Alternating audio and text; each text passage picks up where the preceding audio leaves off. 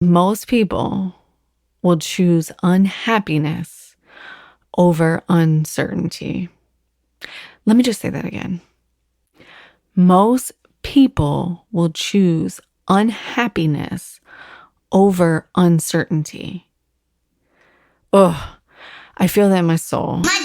I am very intentional with language. I am very intuitive with language. And so for me, when I think of self-image, it is a conscious choice to choose my favorite version of myself. What's up, Style Nation, and welcome to the show. Big energy today on the episode. But first, I have to say that I am recording this intro from my brand new closet. It's all done. It's complete. It's beautiful. I've realized my clothes are trash and they are not worthy. I'm joking. It's just so amazing. So this is officially my very first podcast episode in the closet, fully transformed into the official Cloffice. I cannot wait for you guys to see more and more videos of it. It's beyond anything I could have imagined, and it's so amazing. I literally spent the whole day yesterday cleaning out my husband's closet and taking that over because I was like, well, now I can't put all my clothes back in here because it really is a true Cloffice. And so juicy. So it's just big things, big things. And I think it's so amazing. And it's so in line with today's episode. And it's funny when I do guest episodes, we usually record them sometimes, definitely a month in advance, usually sometimes even 2 months in advance. It just depends on the schedule, right? Because you're recording, but you're only releasing episodes once a week. So sometimes things can get a little backed up. But I think it's really right on time that today's episode aligns with the closet being finally updated. Because today on the show, I have Keri Gavin, success and business mentor, and AKA the Possibility Dealer. And that's what today's show is all about. And that was my attraction to Keri when I met her, and a community group that we're both part of, is just her gust for life and her gust to just do things her own damn way, right? To really help women who, what she considers rebels at heart, do things how they want to do them and stop trying to fit in boxes. And that has been something that I have just really been trying to lean into recently, is like, what am I truly available for? And what am I truly accepting in my life as norm? Because I hear myself say this to my kids a lot. Well, my youngest all the time. It's like, she'll be bitching about something that she don't like. And I'm like, well, that's just the way it is. And I catch myself because I'm like, I mean, there's some things, like a big argument for her is her teeth. And I'm like, I don't know how to get you around brushing your teeth. That's one I don't know we can ever fix, right? Like maybe someday there's going to be something and then like your teeth become magic and you never have to clean them. I don't know. But I also catch myself doing it with other things. And I'm like, is that true? Is that true? And all of that, is that true? And all of that mindset work is really starting to come to fruition with me. And I'm like, do I really have to do things like that? Right? Because I feel like it's really the innovators and the visionaries and people who come into the game and shake things up and do things their own way. Like that's really the life I want to create. So that's been something that my husband and I have been talking about a lot lately, is really leaning into the life that we truly want to create. And we've been talking about this and thinking about those dreams and goals, and they can feel really big and scary. And especially you think about the people that you're around and the things that you're doing. And I just had this thought the other day, we were talking about some big moves that we are planning. And I was like, well, who are you worried about? And what are you worried about them saying? And my question was, do you want to live the same life that they're living? And the answer is always no. Anytime we're holding ourselves back from doing something, we're usually worried about what someone else is going to think, say, or do, and about the choices that we're making. But in reality, we don't want to live the life that they are living. So why do we put so much stock into that? So I want you to think about what is possible for you. What is holding you back? What do you think that you can never do in your life? This has been such a big theme for me lately. So him and I we've been reading Tools of Titans together. It's a giant book by Tim Ferriss of like all the different podcast interviews he's ever done. And it's an amazing book if you don't have it. And it's like 2 to 3 pages from each guest with like their top tips or like their mic drop moments from the podcast interview. And then there's some other best practices in there that Tim Ferriss dropped in about different things that he does. And there's this one section around fear setting and about there's something that you really want in your life, but you are fucking holding back on it. And it goes to these list of questions and it's super powerful. I don't want to give the whole thing away, but there's a quote in there and it says, and I want you to feel into this and see if this is you, that most people will choose unhappiness over uncertainty. Let me just say that again. Most people will choose unhappiness over uncertainty. Oh, I feel that in my soul. I'll never forget when I lost my job. I thought, there's no way. Like, this is it. I'm dead in the water. Like, everything I've ever worked for is gone. I'll never recover. I'll never find my footing. Like, nothing will ever be the same. I cannot do it because I didn't know another way. Well, anyone that's listening to this podcast and following along knows that that's absolutely not the case. And I would say that things are better than they've ever been. Ever. Now, it's the scariest fucking thing I've ever done in my life. So yes, choosing to be uncomfortable, but I would choose being uncomfortable 1,000 times over being unhappy. But it's really scary when we don't have the plan. And a lot of us want to know exactly what the plan is. But the plan doesn't exist. The plan is one foot in front of the other, and you just have to trust that the next fucking stone is going to pop up and you're going to step on it. And in my experience, it's so fucking true. Even if you slip off the stone and you're in the fucking running water and you might even have lost a shoe in the river, but you can always stand back up and the next stone is going to be there and it's going to get you where you want to go. So I really want you to lean into that as you listen to this week's episode. We go really deep into what's possible. We talk a lot about self-worthiness. We talk about a lot about our self-image, our current self versus our ideal self, bridging that gap with courage and confidence, how to build those muscles. It's a really, really good episode. I think you guys will totally enjoy it. I know I really, really enjoyed it. So make sure you listen with an open heart and an open mind. And then when you're done listening to this, just entertain me. And I want you to sit down. And a friend of mine asked me, what are you avoiding? Like, spend 5 minutes journaling. What are you avoiding? And I sent her a message back and I said, well, now that my closet's all done, I know exactly where I'm going to be journaling that question. And see what's coming up for you. And ask yourself, are you choosing unhappiness over uncertainty because you can't possibly imagine how you can do those things, how that life can exist for you, and see what comes up. All right, ladies, my Style Nation babes, don't forget to subscribe to the podcast. You know, the podcast had a makeover, so the art and the name of the show has changed. So make sure that you're subscribed to the podcast so it shows up in your feed. The Style for Life podcast, formerly Just Realized, always Just Realized, just grew up a bit, got clarity, one stone in front of the other. So make sure you subscribe to the show wherever you listen to your favorite podcast. We should be there. If it's not, let me know. Also, if you want to hop into the newsletter, I am being really fucking fun and consistent with that and really fucking enjoying it and putting out, I think, amazing content. It's a great place to show up for some extra free value. So go subscribe to my newsletter.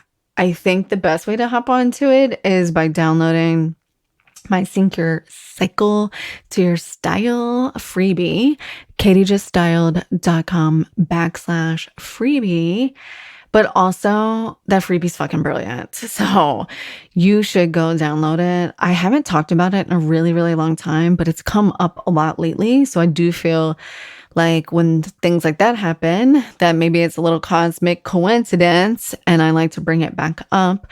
But if you're new to the show and you haven't heard me talk about this before, I do have, I think it's about an 18-page style guide on how to sync your cycle with your style. And it really takes you through the 4 phases of your cycle, the energy that you might be in, and then how to adorn yourself and little things you can do to just feel amazing.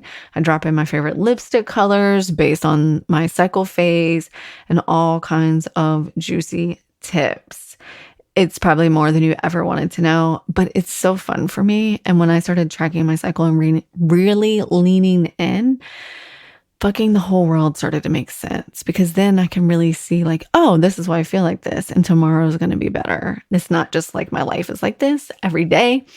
And talk about really leaning into the possibility of life. It's really opened things up for me and helped me see what I am and am not available for. So katiejustdialed.com/freebie. Download that. It's amazing. It will automatically put you onto the newsletter list, where I've been showing up every week with some amazing content. This past week, I just did an email newsletter about bras. And my favorite bras, my favorite strapless bra. It does exist. And I know in the summertime, that's a really big deal, especially with these really cute cutout dresses. So make sure you hop on there. Soon, I'm going to put this out here. Soon, I'm going to start a blog. So right now I have my podcast on my website as a blog, but I think I'm also going to create a blog page of all these amazing tips and mood boards and things like that, with all of my favorite products and all my products and my favorite clothing choices and my favorite style items, and have that living on my website instead of just on the gram, because I definitely see a new trend popping up where a lot of myself included and my ladies are really trying to take a break from just living on Instagram. So let me know if that'd be something to be interested in. I'm really excited because I want to take everything from the newsletter and give it a real home. So if you're loving the newsletter and you're loving those emails, you don't have to constantly filter through your fucking email. Like, I love Gmail, but goddamn, the search on my Gmail is the worst. I would love to just be able to go to website and every cool ass recommendation and amazing piece of clothing and beauty product and makeup choice that I've ever mentioned be in one spot. I think that would even be amazing for me. And don't forget, speaking of tapping into what's possible, I am still running my bonuses that I offered up in my workshop back in May for the entire month of June for anyone who wants to sign up for my signature style one-on-one package. So free personalized makeup, free, I don't even know, I can't remember all the bonuses. Oh, stylist on call services once you finish your package. Free meeting with my nutrition coach, and quarterly style meetings, in addition to everything you get with the signature package. So 8 weeks of me and you really, really, really digging into what's blocking you from dressing the way you want to dress. Who is that woman? How does that woman dress? Putting together your style vision, helping you step into it, knowing exactly what to wear, where to buy it, what fits on your body, and all the juice. So if you're interested, or maybe you're just like, I would love to just have the conversation and get things started, you can book a connection session on the website, katiejustdialed.com/contact. Or if you're like me, like, I'm just going to reach out to you and probably send you a DM on Insta and we can connect there too and get the ball rolling. So ladies, let's lean into impossible dreams and making them possible. I will see you on the other side. Enjoy. Hey, ladies, and welcome back to this week's show. Super, super pumped to be here. Finally getting some guests back on the show. I've been doing lots of solo episodes recently as we're going through the brand transition on the pod and everything. But I'm super excited about this week's guest. So today with me, I have Keri Gavin, success and business mindset mentor for creatives. So we immediately hit it off in a Zoom call one night. late night. And I was like, Keri, you got to come on my show and talk to me about self-worth, self-image, and confidence. Welcome to the show. Thanks for having me, lady. I'm super pumped to be here. My favorite things to talk about. And I know we just hit it off right away. So I knew it was going to be super fun. I thought you were going to say my favorite thing is to talk. And I was like, no, that's mine. Also me. You're a lot of chatting. Amazing. Awesome. I'm going to ask that super annoying question because I haven't come up with a better one of like, can you give us the intro to all things Keri Gavin? Tell us a little bit about yourself. Yeah, I'll give you the backstory. So I went to school to be a elementary school teacher. And once my son was born, he was like 3 weeks old. And I was like, I am never going back to school. I mean, like my classroom, because I just wanted to be with him. And so I realized pretty early on that I always had a passion for photography. And I decided I was going to start a photography business. It was totally like just out, like no idea what I was doing. Didn't even know that I could do it as a profession, but decided that's what I was going to do. So just finished my master's degree, left teaching, went back to nannying. My son came with me. I just started taking pictures of everybody everywhere.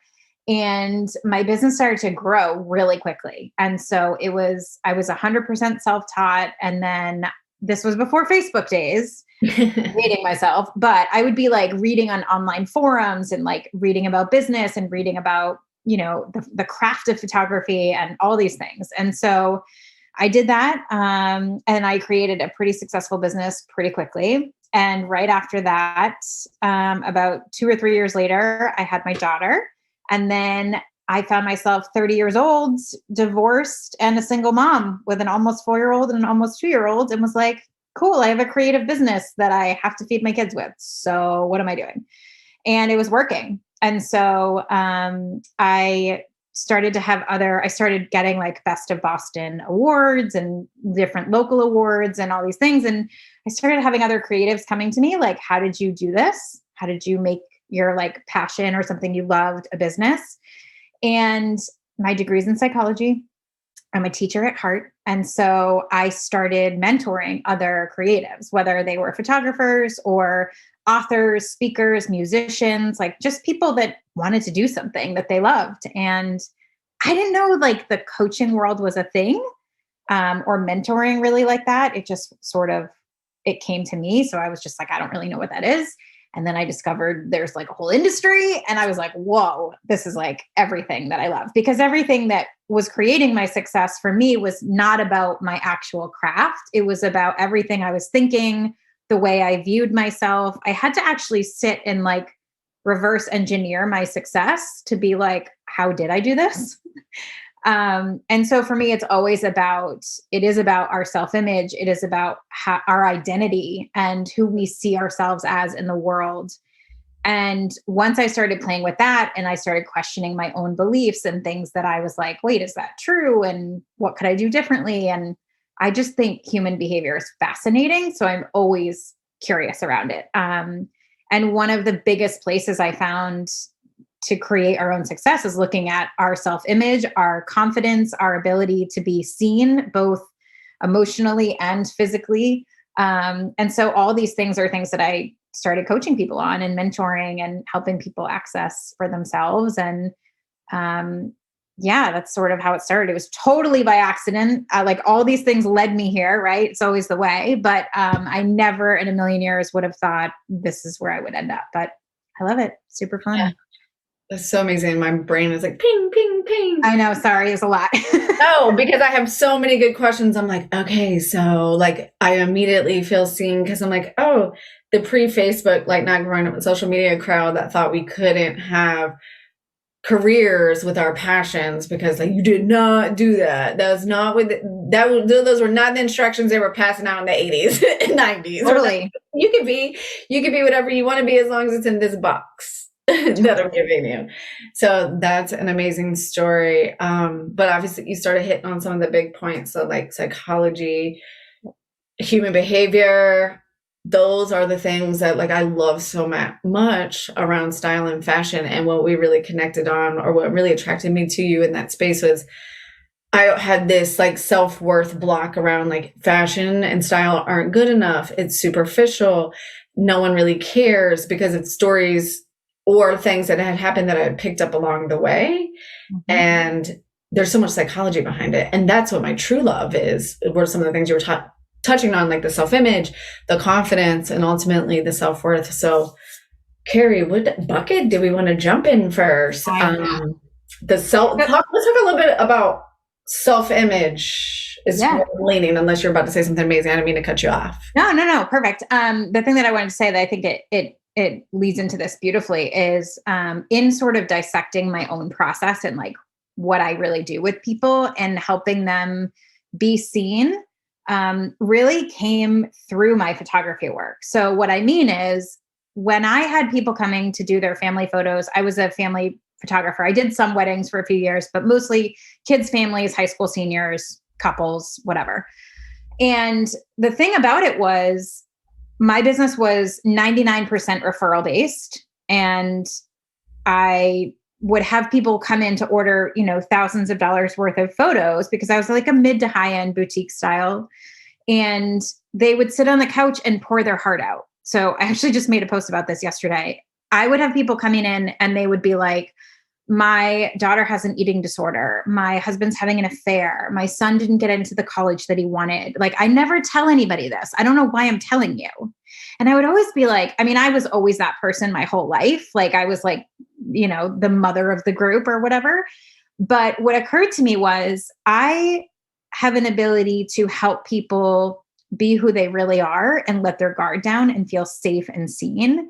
Because if I didn't do that, they wouldn't allow me to document their life, their love, their connection, who they really are in a way that they loved it if I didn't have the capacity to hold the space for them to be who they really are, right? So in order for them to be seen, they had to trust me and I had to trust that they would let me see them, right? So fashion was a big part of the consultation because I would have people coming in saying like, okay, we have to get matching outfits or we have to get all white shirts and jeans. And I would be like, whoa, this is like the antithesis of what I stand for. Like, I am so much more interested in like who you are as a family that I don't care about what like looks good on the wall. And it was so refreshing for people because they were like, what do you mean? Like, these are professional photos. And I'm like, yeah, but do you wear that every day?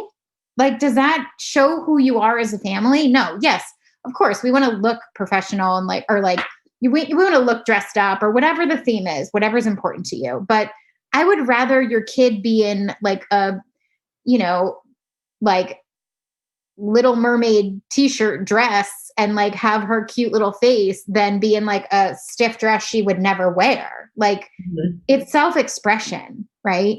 So if we don't know who we are and have enough self-confidence to be who we are in the world, that gets reflected on our choices of what we wear, the colors that we wear, the subconscious and unconscious choices we make, whether we're, constantly covering up. That's a physical expression of hiding, right? So, and then there's all this conditioning from the world that tells us this is what it's supposed to be.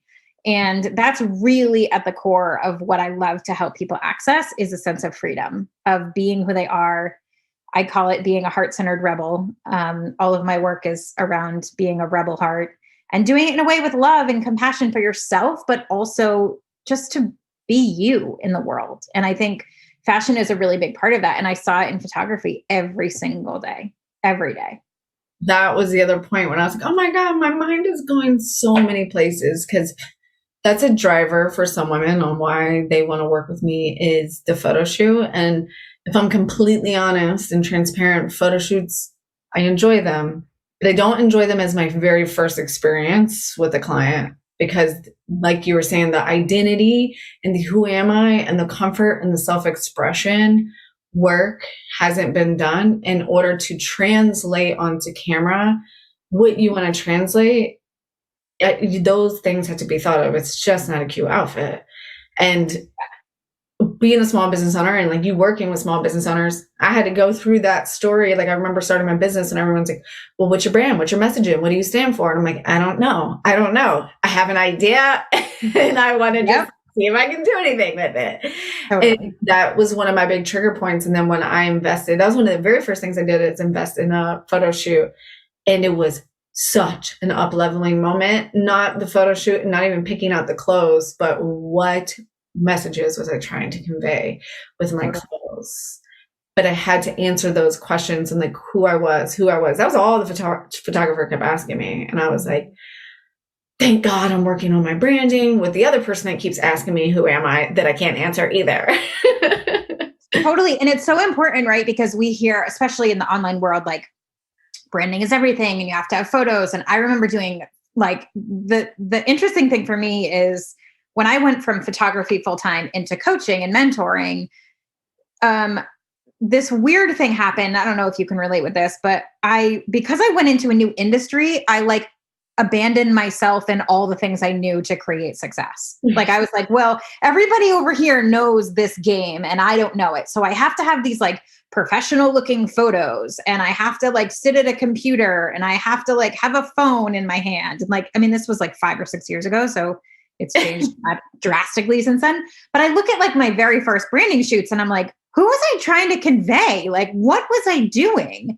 And it wasn't anybody's fault, but I wasn't asking myself, like my approach to self-identity and my approach to getting your work in the world is very counterintuitive. I care much more about what you care about rather than what quote unquote the market is telling you. So I don't want you to go survey your audience and have them tell you who you are. I want you to do the work to figure out who you are, which we can do. And it's a lot easier than you think it is. And it's an evolving process. And then we can show up in the world and say, hey, this is who I am. And I love that you said that that was a really big up level for you, because I noticed, so some of my local clients, actually some of my other clients had flown in, but once we did like a lot of the sort of inner work, right? Creating more confidence, creating the ability to like really want to show up in their business, we would do a photo shoot at the end. And it was life-changing for them to see in print. I started here and I ended here. And now it feels congruent because who I am in pictures is just an extension of who I really am doing the work to maintain and up level. Right. And so all so important. Yeah, totally. And I love what you said about not doing what everyone says, because even when you were starting, I felt that little feeling of like, oh, you don't need fancy photos and you don't need this. And a lot of people say, oh, you don't need all these things. And I was like, but that depends on your business. For me, that experience wasn't just for my business. How can I style the woman who's getting a photo shoot done that's trusting me if I've never had a photo shoot done? I was a brand new business owner, 6 months into my business, and people were like, you're investing in that. You don't need that. You don't need to do that. And I was like, I do, because this is the work that I'm doing. And who am I to say? And that's a core value of mine, right? It's like, I want to be authentic and I don't want to just be talking out my ass. I was talking to one of my friends. Integrity is everything, for sure. Not to cut you off. No, and that's great, is like always trusting your own gut, because I was hearing those same stories too. It's like, you don't have to do this, you don't have to do that. And I was like, yeah, but I do, because my role is not your role. Like you can mentor me, but you're mentoring me as a coach, and what we both do is completely different. So just calling out that is awesome. So when someone is working with you, so let's talk about, can you define self-image for me? I really want to go down this hole a little bit. Yeah. The last thing I'll say real quick, just to close that loop, is I am forever reminding my people, it doesn't matter what you do or what you don't do. It matters the story you tell yourself about it. That's one of my core signature statements I say all the time, because this is a perfect example of, yes, you can either do the photo shoot or not, right? And maybe your coach was advising you to do it or not do it. It doesn't matter. But the reality was, it's who you are in the process, meaning the energy that you embody along the journey is far more important to me than the end result, right? Who you become. So for you, it was about integrity. It was, how can I ask my clients to do this work if I'm not doing it myself? That's a big piece, right? So there's that piece of it. And there's also it gives you a depth in your own business, in your own life, to know what your people are experiencing, right? So you then do have the self identity of, okay, I didn't want to do this. I didn't think it was important, but there was a little nudge in me that said, yes, do this. I trusted that. And it gave me far more than just photos, right? So it doesn't matter what you do or what you don't do. It matters who you are in doing the thing and the story that you tell about it. So powerful. So do you want to go back to that question or not? Because now I have a different tangent. Tangent queen, Keri. Go to self-image in a minute, but okay, yes. This is my ADD brain. I'm sorry, but you're here for the ride. So here you go. No, I think we both are. No, honestly, I was just joking. I did, but now I can't even remember what my question is because I'm too busy, jumping all around and being like, oh my God, self-image. And it's so juicy, but I love what you said about the journey that you're on, because ultimately isn't that the journey of life? It's what a good analogy. Thank you for closing that though for me. That was beautiful. Yeah. And as far as self-image goes, for me, it's the image that I have within myself of my favorite self. Now, I don't like to use the word my best self because to me, as a recovering perfectionist, people pleaser, like wanting all the validation to make me feel safe in the world, when I say best, it makes me feel inferior. So I am very intentional with language. I am very intuitive with language. When I'm listening to my clients, I can hear what they're saying under the thing just by the words they're using. And so for me, when I think of self-image, it is a conscious choice to choose my favorite version of myself. Thank you. That was beautiful. Yeah, that's just how I define it for me.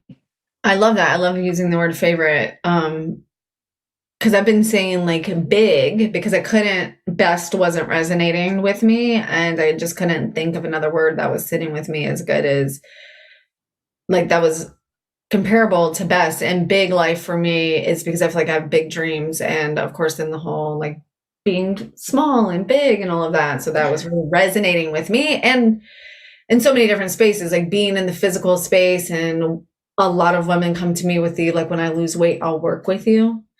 So, and then the, you know, all the underlying, like taking up space and physically, energetically and all of that. So like big was a word that was resonating with me, but I also love the word favorite. That's really a really cool way to think of it.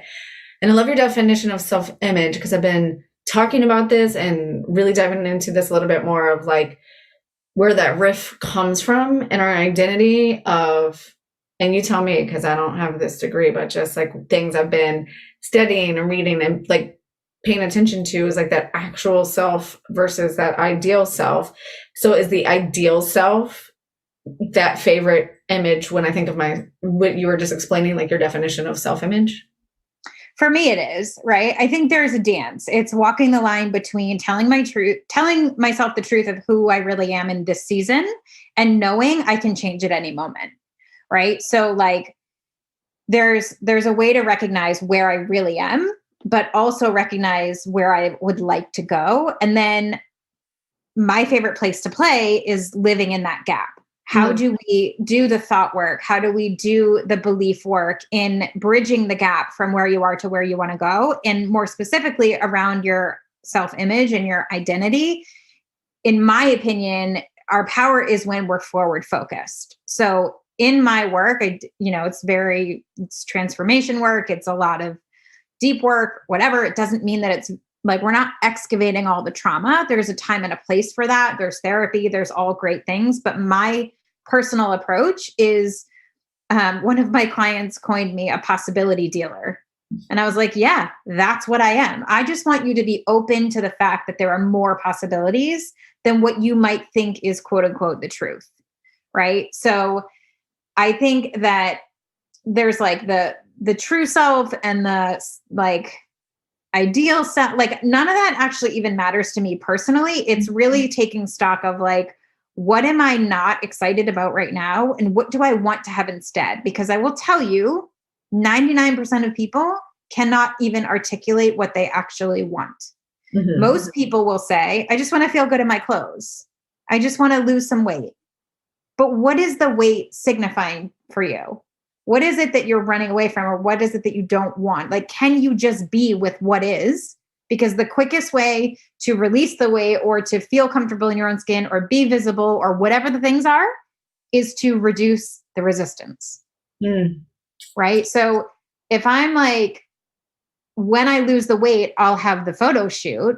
My question is, why can't we have the photo shoot now to get to where you want to feel? Because the reality is, our feelings are something we can generate at any given moment, at any given time, right? So if I'm saying I'm locked into this virus of I'll be happy when, right?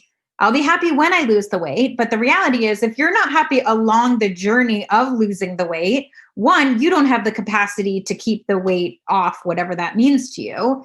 And two, it's not going to happen because you're continuously feeding the story that you're not enough. I'm speechless because I'm like, this is speaking to my soul. And I'm trying to like take notes at the same time. You'll have a recording. It's okay. True. I can go back and take my own notes after the podcast. I love that you called it a virus. I think the greatest virus on the planet is I am not enough. And because it's just so many stories and so much conditioning and all the things we've picked up from so many other people where it's just an interpretation. It's not a truth.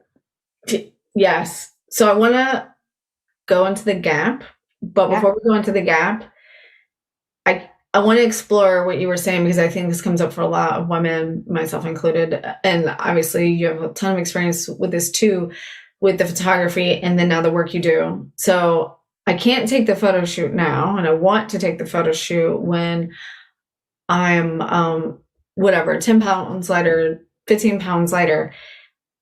A lot of the like resistance I'll hear in that space is, I agree wholeheartedly with everything you're saying. It makes perfect sense to me. But in that moment, it's hard for someone to see that. One thing I butt up against is, it doesn't seem like a smart decision, like then financially even. So I spend the money on the photo shoot now, and then what, in 6 months I'm supposed to do another photo shoot and do it again. That just seems like a waste of time, a waste of money, a waste of resources. When someone's in that space, we're like, yes, I agree with you, but they still can't get to that because their logical side is kicked into it's a waste of resources. It's a waste of money. How do you handle that? Is that a feeling? I was saying, is that a feeling? How do you handle that idea? Experience. Yeah. Oh my God, I have so many things to say about it. Okay, first of all, if we're looking at this in the context of business owners, are you speaking to people that want a photo shoot for their business? I'm going to say the woman who just won't even let herself be seen, who hasn't necessarily started the business, maybe wants to start the business, is at a pivotal transition in her life. Okay, so what is the intention for the photo shoot? I don't know, Keri. It's make-believe. No, I'm going to give you two different scenarios, right? So if we're dealing with the businesswoman that's coming to you for style because she has a brand and she needs to like get visible, that's one thing. And the other person that I'll speak to is like the mom that wants family photos but won't do it until she loses weight. Let's do both. Okay, so two different people, but let's dive into those because they're both actually sort of the same. I say, because I can see the same woman putting them both off. Totally. Right? If I'm the same woman. Myself included. Yeah. I have done the same thing, right? And like, that's why I can speak to this. So I always say like, I am most qualified to do this like mindset work because I have to do it every single day myself. That's why. So it never ends. Here, newsflash, like you're never going to arrive. Here we are. That's why support is essential. But anyway, so the woman who either has a business or wants to start a business or is newly in business or has been in business but hasn't updated photos, whatever that is, whoever that identity is over here. My question is, it's going to be a little bit of tough love, but do you care more about the way that you look in these photos or helping your people? Because they want to see you. You're basically like the elixir they need for the relief that they're suffering with. And to me, if I was suffering and you had something that could reduce my suffering or alleviate this pain, to be quite honest, I don't really give a shit what the pill bottle looks like. Yeah. I care what you have inside. P.S. That's what people connect with, your energy, your story, everything that makes you who you are.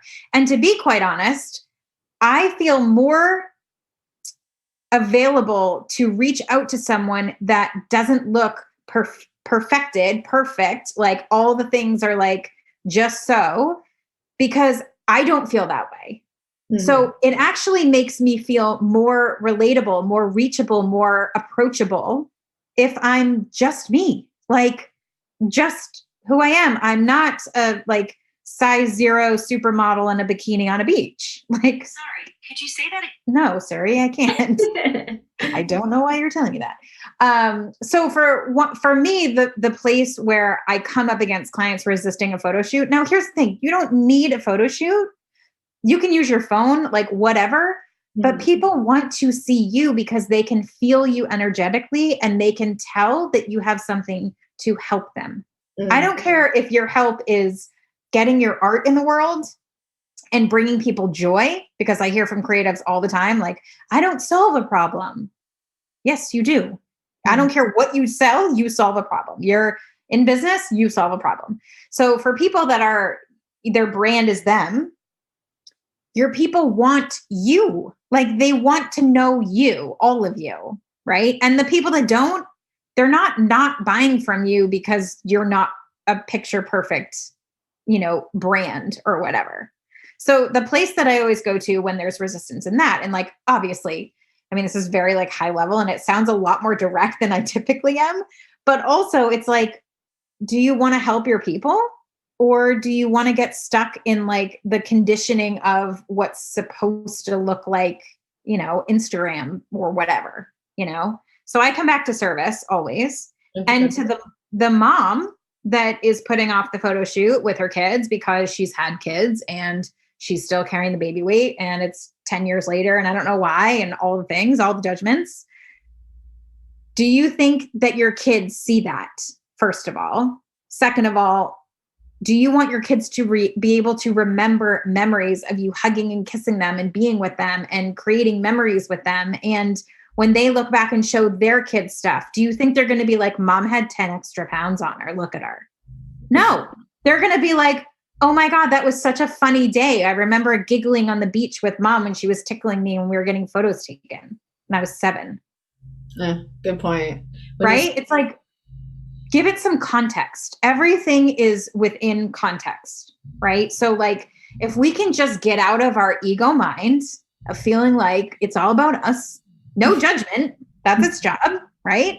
Mm-hmm. But if we can just sidestep that for a minute and come back to like, but what's the bigger thing here? Mm-hmm. I have something that I can help people with. I either help them make more money, or I help them have more connection, or I help them in their relationships, or I help them feel good in their body, or I help them choose clothes that actually make them feel confident. Well, yeah. So just do those things. They want to see you. They want you, right? Nobody can be you. That's you. That was such a good answer. I love when you were like, put it in the context, like will your kids be like, oh, she's got the 10 extra pounds. Like sometimes you have to say your own stuff out loud. And you're like, it sounds really dumb now that I'm saying it out loud. Totally. And I love what you said about the ego. So my first thought was like, okay, so if the ego's doing its job, then I need to be doing my job. Totally. I love that. Right? So I want to go back a little bit. I'm the tangent queen. You were talking about the gaps. So we're talking about like that gap between maybe where I am, where I want to be. And I think we agree that that's probably where the magic happens. Yep. So in the gap, would you say that's where we build confidence? So I have an interesting take on confidence. People tell me all the time, like, I wish I just had more confidence, right? I'm pretty sure we've all said that. I've said that. I'm sure you've said that. Mm-hmm. And what I would offer is you actually don't have a lack of confidence problem. You just have a lack of direction. Mm-hmm. Because what I hear in that is I don't have confidence is an incomplete sentence. You do have confidence in something. Mm-hmm. It just might be the opposite of what you want. right? So if people are saying, I wish I had more confidence so I could post online, whatever. It's not that you don't have confidence to post online. It's that you're more confident, you're comfortable not. Got it. Right? So your confidence is just misdirected. Mm-hmm. You've given yourself enough evidence to say, it feels better not being visible. So I'm just going to do that because that's what feels safe in your body. Your nervous system is conditioned to think that's safe. If you want to start growing your business, let's say, you have to be visible in some way, shape, or form, but it's new. And so your ego is going to say, don't do that. It's scary. You're going to die. You're not really going to die, but your body actually perceives it the same way. So living in this gap is having support in regulating your nervous system, in regulating your thoughts, in training your brain, in recognizing if I do new things, it might be uncomfortable, but I can baby step it in a way that feels good to me. This is a perfect example. So up until now, it's one of my favorite sentences. Up until now, I haven't been able to consistently show up on social media. No problem. I have a lot of confidence that I will not show up on social media. Right? Cool. So now we just have to redirect that and say, what if I had the same amount of confidence that I can show up in a way that feels like me, not what somebody else is telling me I have to do? Post 17 times a day, go on all the platforms, whatever. First, I have to check in with me, right?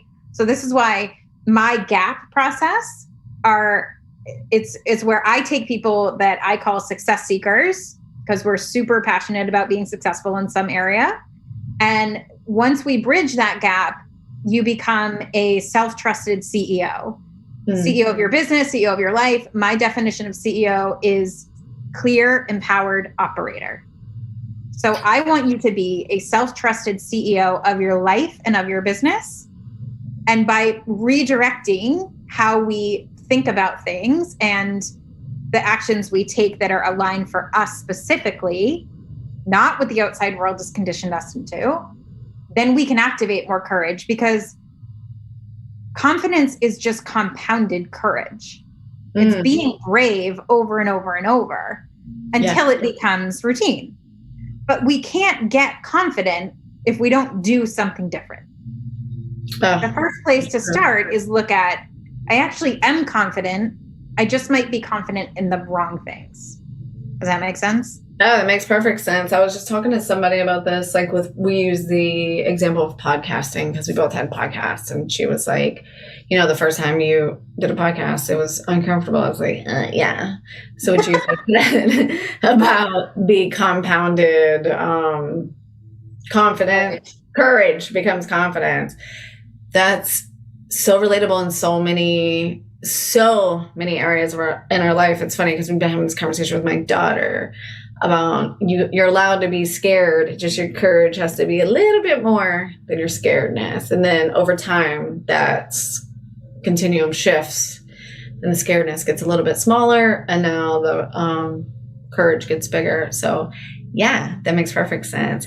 Yeah. And it also helps you like recognize you're the one in control of your brain and your body every time, right? So even though, you know, the primal part of our brain is perceiving a threat because we've never done something before, it has the same chemical cocktail run through our body if a tiger was chasing us 100 years ago, right?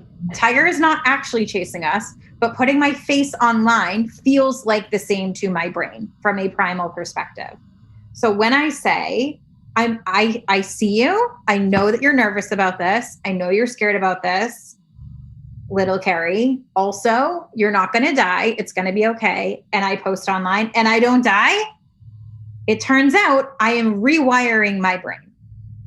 I am literally changing what is happening on a cellular level in my brain and in my body.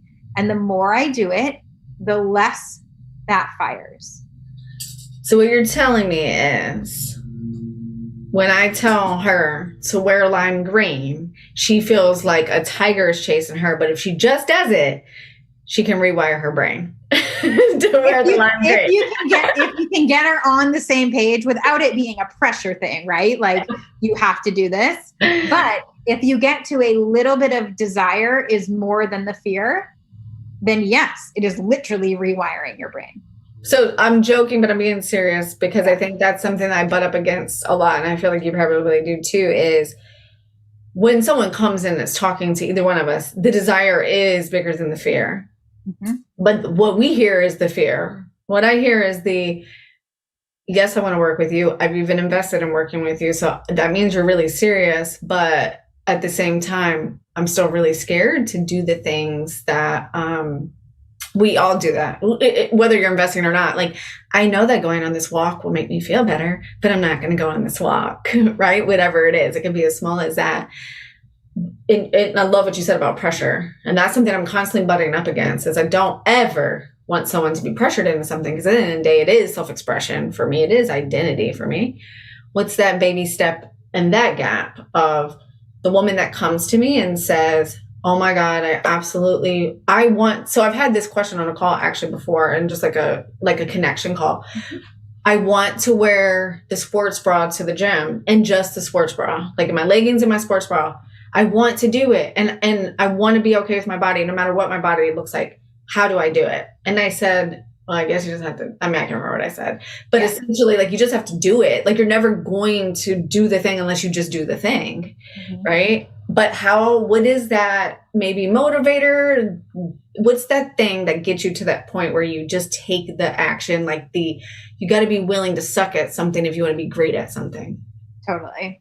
So I don't know how everybody else does it. I can just tell you my approach to it. I have found the most success comes from micro choices.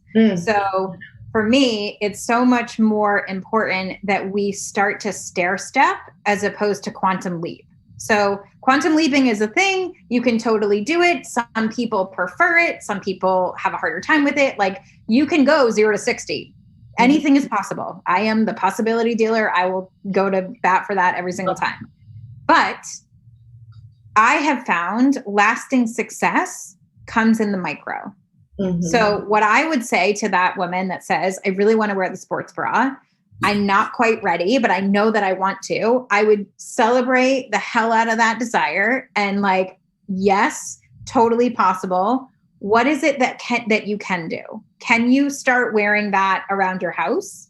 Can you wear it, but with a sweatshirt? Can you do something where it feels like it's a little bit of a stretch? You allow your nervous system to regulate because you have thoughts that we've already planned out together. What is going to happen when you start to feel anxious, when you start to sweat, when you start to feel like, oh my God, I'm going to die? And we can pre-plan those things because we can anticipate some of that, right?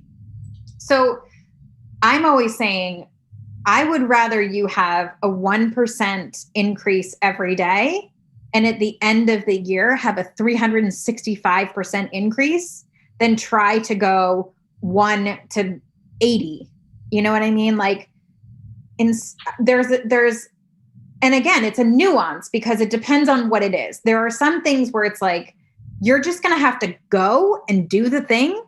But I have found lasting change happens when we can regulate our nervous system, train our brain to think the thoughts that are actually in service to us, recognize that this is all normal, this is part of the process, and we can do it in a way that feels like we're not going to die.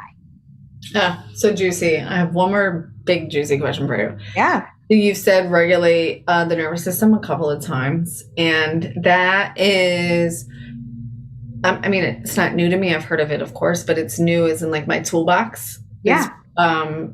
Newly being formed around that. So we'll keep using that example of the sports bra. So we're going to wear it around the house, and even that could be uncomfortable, right? Totally. What is the physical thing? Because I feel like I'm really good around the mental coaching. I have lots of experience and lots of tools in that toolbox. So now what's the physical action that we're going to take when we start to feel our body physically react to the change that we're trying to commit? Is there some little tips, tricks, thumping on the chest, I don't know what it is, that makes you handle the nervous system response? 'Cause I feel like that's the big physical response to the thought. Totally. So there's a ton of different ways to regulate your nervous system. I have found one of the most powerful, simple ways is breathing, literally breathing. So I give my kids the tool of box breathing. I'm not sure if you're familiar with box breathing, but it's basically you inhale for 4, you hold for 4, you exhale for 4, and you wait for 4. So it's similar to like the shape of a box, right? And when you do that, it brings down your heart rate. It brings down your blood pressure. It allows your brain to take a minute, a microsecond to say like, whoa, let's interrupt this, right? Because what happens is when we feel like we're being chased by that tiger, our body is actually responding in a way for us to survive. So what happens is our breathing changes, our digestion changes. We start sweating. We start like literally the creative part of our brain gets switched off because we don't need to be creative. We need to actually just get out and run, right? We start sweating. So we become slippery to any kind of attacker that's coming on. Like our body is very smart. It knows what it's doing, but we have to tell it like, I know that you're freaking out and we are not in a place that is unsafe. It's just uncomfortable, right? So for me, I mean, you can do tapping, you can do breathing exercises, you can do affirmations, you can do mantras, you can do journaling. Like there are lots of ways, but I have found that breathing is like the most simple, accessible, easy tool to pull out at any time. Yeah, that's a good answer. Because I was just thinking of if you're wearing something and you feel like, okay, yeah, I'm actually wearing this and someone's witnessing me wear something. What is that thing that I'm doing? Yeah. So much amazing stuff. So juicy, so deep. I feel like there's a part 2 brewing. Time goes by so fast when you're having amazing deep conversations like this. Is there any last thoughts you have, and where can people find you? So fun. This has been so fun. And I would love to come back and do this again. I'll have to have you come over to my podcast too.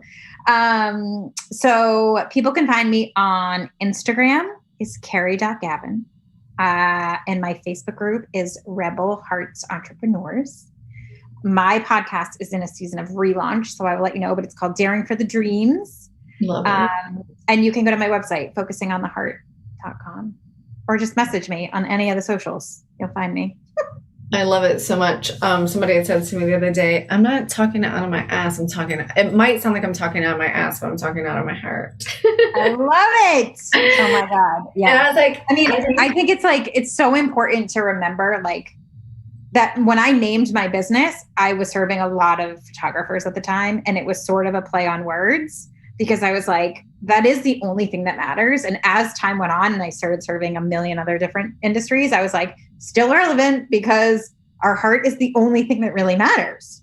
Yeah. And so my approach to success is very different than tactics and strategies and algorithm hacks and all the things. It is so much more about the mental game and getting our thoughts right, in order to do that. So the thing that I always say, it's on my wall, I read it every day, that in my world, if you're in my world, you're a heart-centered rebel. That's what we do. I have a program called Rebel Hearts Business Academy. It's the most unbusiness business school. That's what it's for. And I say, we know success is created by mindset over strategy, trust over tactics, attitude over actions, and magic over measurables. That sums up my work. Like, yes, all that stuff is important, but also it is so much more about you as a human than anything else. And that's why anything's possible. Agreed. Mic drop. That's it. There. That's it.